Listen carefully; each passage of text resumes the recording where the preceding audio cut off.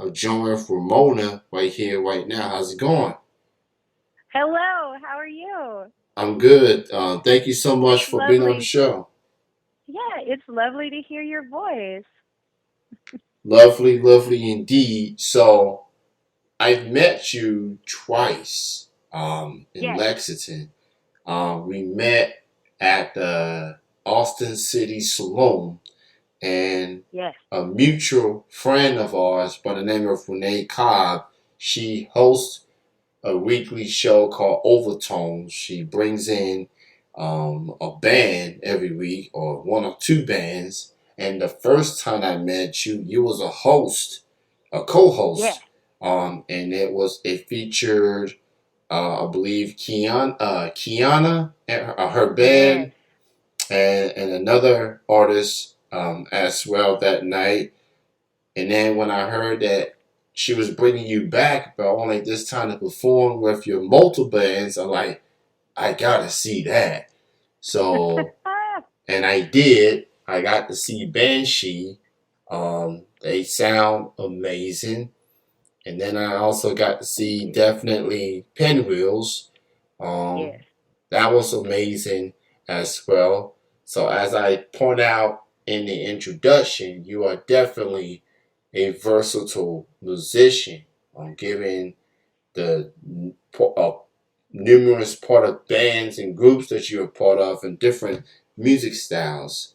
Um, so I don't even know where to begin with all these musical styles you have, but let's start with Banshee. I want to start hmm with them first. How would you describe Banshee? Give us a little story behind the group. How did you get together, and what type of music do y'all do? Well, I think our most recent member, the bass player, Aaron Williams, said it best when he said, "We can't Banshee can't carry any illusion that what we're doing is uh, typical at all. It's a cobbled together mix of friends, really, the people that I knew who were willing to come over and play with me. And then I would book a gig somewhere and be like, all right, this is my band and this show now. So it's really a project that kind of has just sort of coalesced just little bit by little bit around the music that I had written from the years 2015 onward. I know the flute player was the first person to join Beverly Reed. Haha, ironic name for a flute player.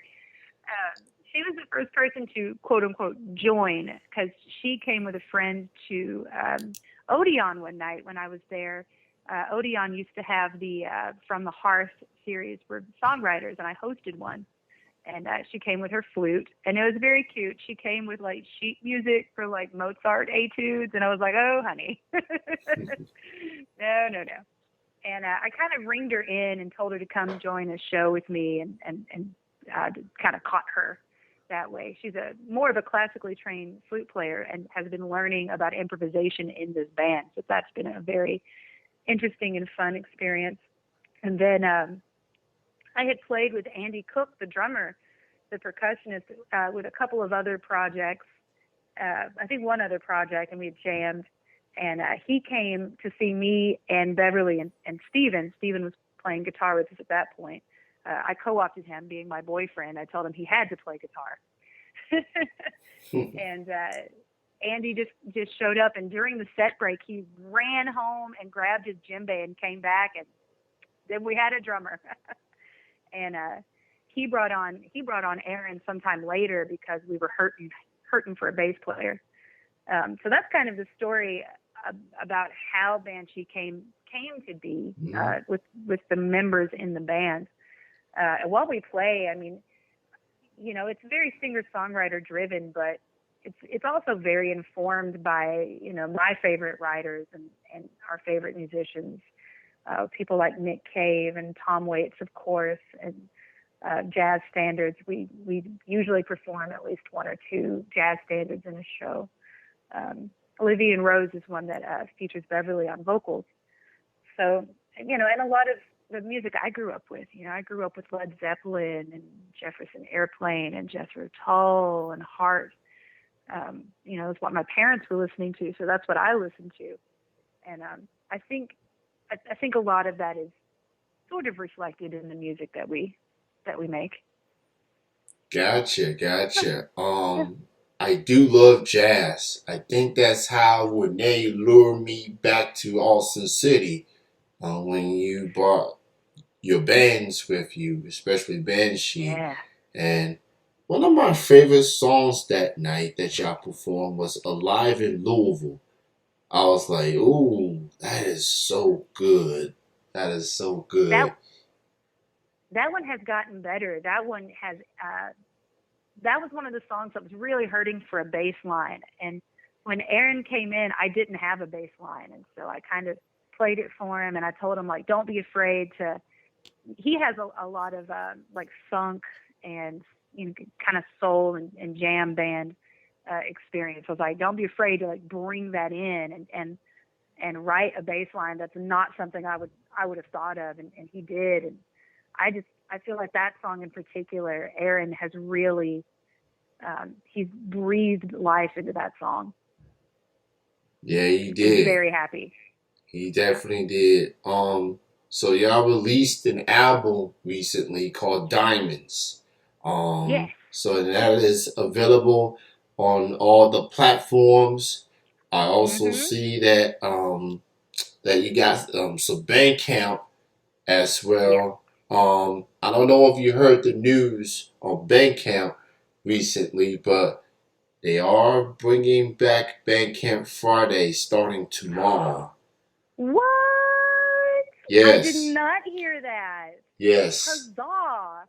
So, for those that may not know what Bandcamp Friday is, it was a thing last year during the pandemic, and that all musicians get 100% of the purchase and goes straight to the artist. So they did that, I say, from April through December of last year. And I think they did it from January through March or April of this year. Mhm. Took a few month hiatus with, live music being back up and running. And then Bandcamp people got together, was like, you know what? Let's run it back. Let's run it back. So, yes, Bandcamp Friday is coming back. So, people may want to get together with your Bandcamp friends and to let them know. Yeah. Um, I love Bandcamp for this. Just Yes. being a helping hand to musicians during this ongoing pandemic. And while live Yes. music is back more active now, we're still going through this COVID thing. So just everybody be safe out there, whatever it is that you do. And please support these artists. Buy their music. The streaming is cool, but buying the music is so much better. You feel real good Yes. about yourself. And you'll be very helpful with these artists. So go buy all of Ramona's music. Go buy them all. You know you want to. Uh, It's don't. good stuff. Yeah. So we talked about Banshee. I want to Mhm. talk definitely Pinwheels, which Yes. may be one of my favorite names of a group ever. Just the definitely part definitely did it for me. Uh, so when you sure know how to lure me into your musicians friends. So I appreciate you for that. She's probably gonna get a laugh at this once she hear this. So Yeah. talk a little bit about definitely Pinwheels. Oh, definitely Pinwheel. So first, the name is a They Might Be Giants reference because I'm a huge TMBG fan. They Might Be Giants fan, and they also started as a two-man operation, a two-man band. And Steven was really the one that came up with it. I was like, I came up with kind of the definitely, and then I was like, I don't know, what's a tiny windmill? I don't know. And he was like, well, it's a pinwheel, obviously. So we kind of came up with the name together. And he doesn't know anything really about They Might Be Giants. He's not a he's not a TMBGer. But that's where the name came from. Is it's a reference to another band. We don't play any of their music. We don't sound like them, and we don't play any of their music. But we decided to make a duo during the pandemic, during the early parts, because we were kind of holed up together, and but we couldn't really see the rest of the band. It got to a point where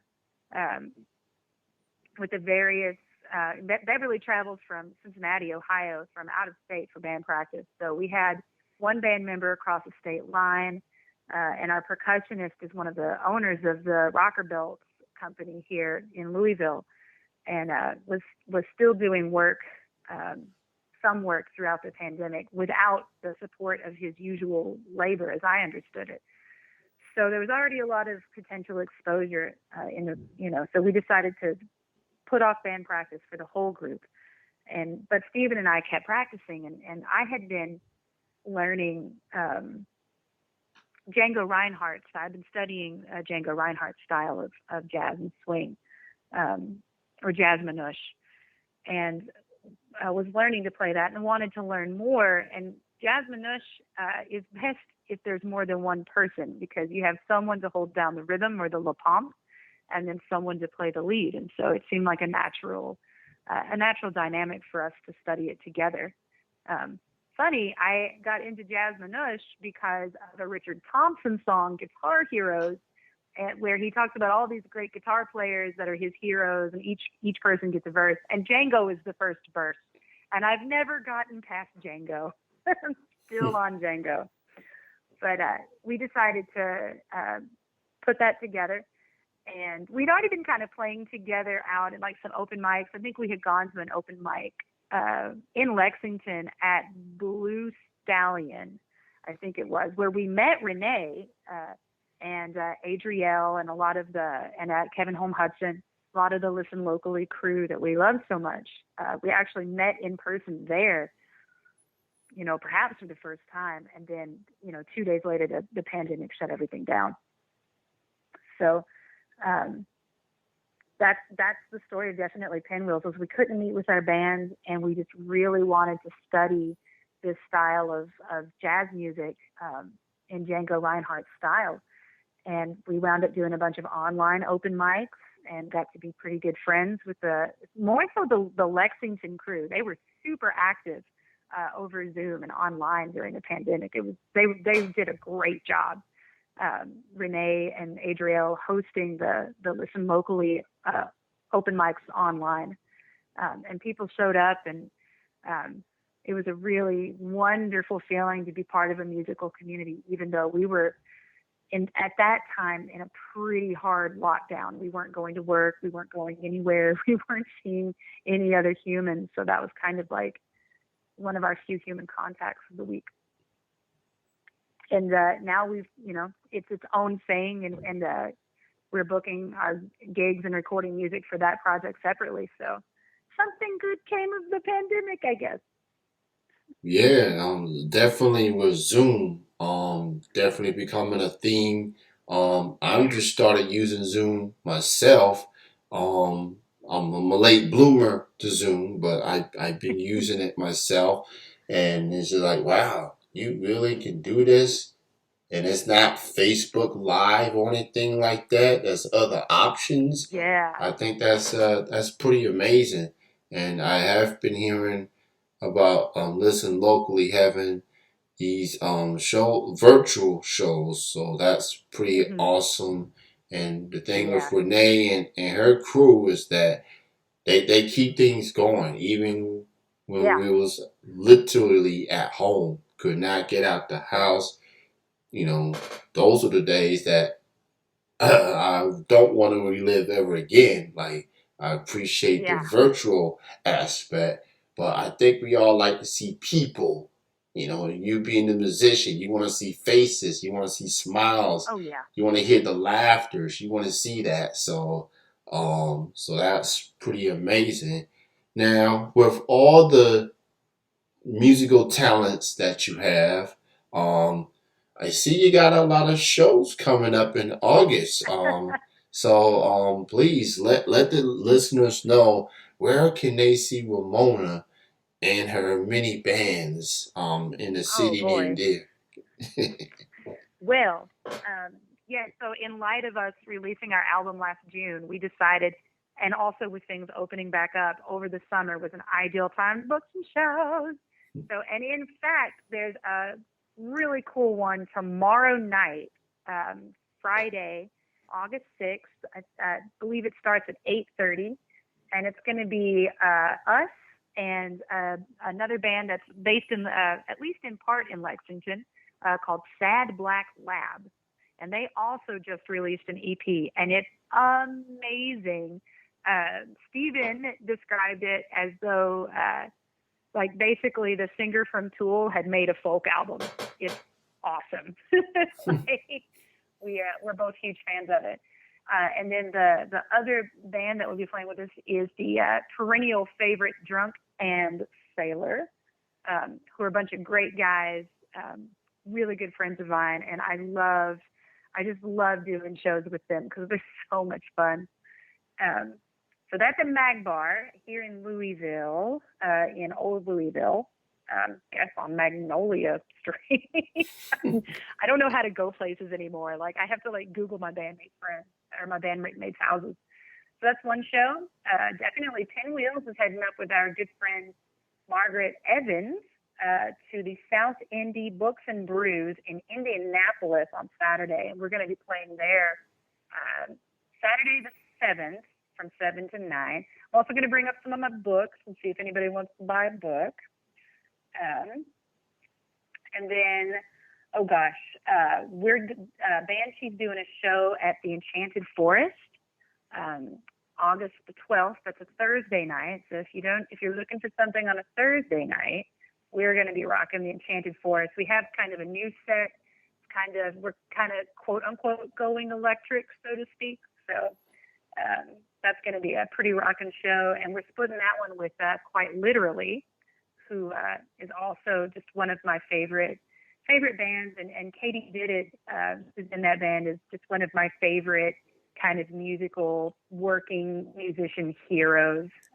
She's also written a song that I ugly cry to every time. So we're making them go last so that I don't have to redo my eyeliner. And then I think at Austin City Saloon, there's a songwriter round on the 14th of August that I'm planning on attending. Ooh, let me see. There's more. There's a couple more. But wait, there's more. There's more. If you're in Evansville, Indiana, Bandshee is going to be a special guest at the Boca Lounge. It's a Tuesday night on the 17th. That's, I think, a poetry, kind of like a poetry reading night. There's like an open mic and then like a featured artist, and then we're going to play some songs. And then I do want to say one more. This is a band we didn't talk about. It's my third band, Bubba Man, which is a surf rock band. That's completely different. Tsunami Samurai is going to be playing with the Toonsmiths on September 4th. I know that's like way off in the distant future, but mark your calendars. Return of the Great Wave to the Limbo, September 4th. And there'll be more details about that if you follow any of our Facebook pages. You'll see that person posting constantly is me. So, and that's there's more, but those are the nearest ones to us in time. Yeah, so she is literally everywhere in Kentucky. Yeah. She's gonna be in Indiana, traveling and everything. So go check out the shows. Go buy her merch. We got cool T-shirts. Yeah, she got plenty of merch. Don't be walking past her the merch and be like, don't be that person. You know, she ain't gonna bite. I met her twice. Yeah. She's cool. She's good peoples. So she's spreading the good music, and she's got merch. Like, it don't get any better than that. literally. That's right. So go check out Ramona's bands. Go check out her shows. She's doing band shows. She's doing solo shows. She's just showing the versatility that I've been talking about. And the to Tsunami, Samurai. Oh, we gotta talk Hmm. about that. Before I let you go. Um, give me a little story behind that, and please, did you came up with that name, or did somebody else did? Because that sounds Some such a phenomenal name. somebody else came up with that name. I believe that name may be the brainchild of our captain, Brian Hamilton. Hmm. Um, it's been the name of that band for a while. That's a long-standing band here in Louisville. It's kind of almost an installment in the Louisville music scene. I joined more recently, just probably